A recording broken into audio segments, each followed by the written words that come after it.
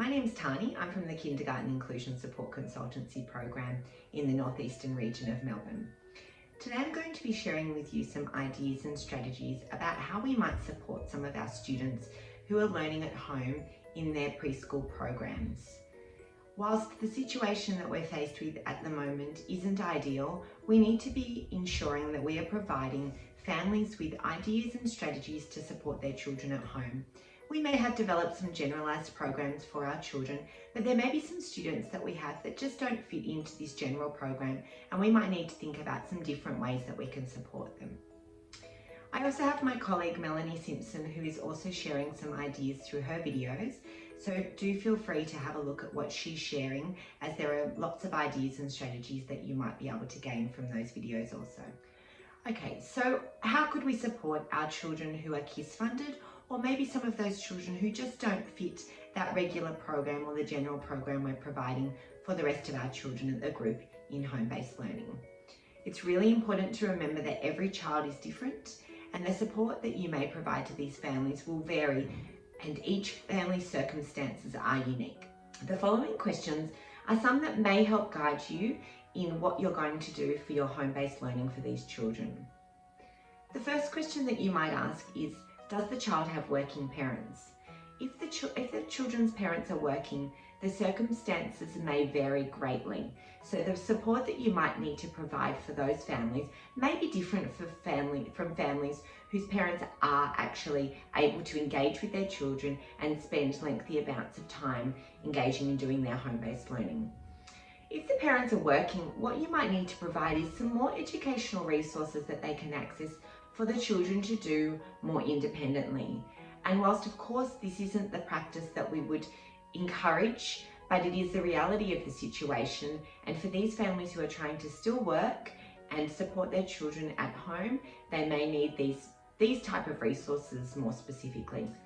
Does the child have siblings? That's another question that's really helpful to ask. This will vary on the level of support that the families are able to provide for these children. And also, do the siblings have disabilities?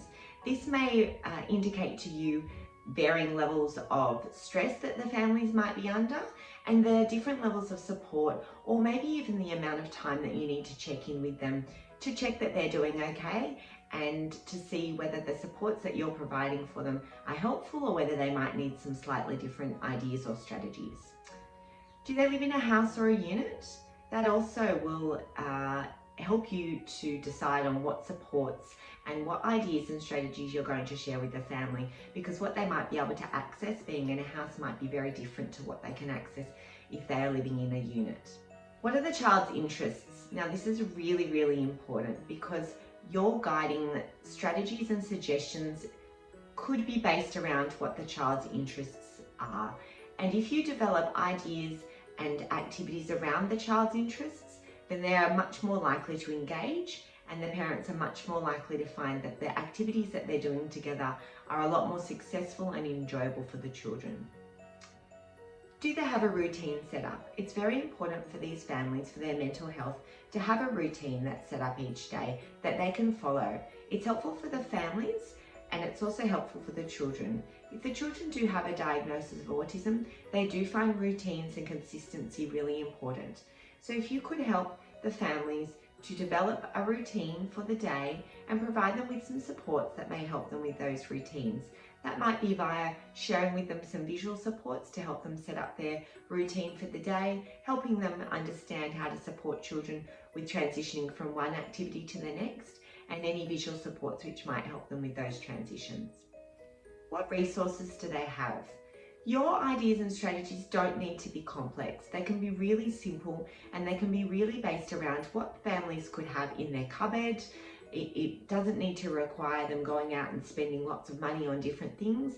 It needs to be really simple, but asking what resources the families have, and if there is anything that you can share with them to support them or to build up some of those resources for those who don't have a lot at home.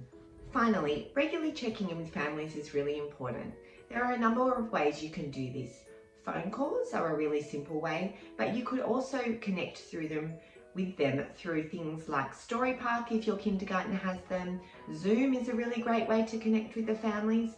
Skype It's really great for the children to be able to see the teachers and also see the other children to maintain some social connections and also familiarity with the teachers and the other children, but also could help them with their transition back to kindergarten, making it a little bit smoother when they do transition back to kindergarten. And for children who find change difficult, these kind of connections can be really, really important and really helpful while the children are at home engaged in their home-based learning.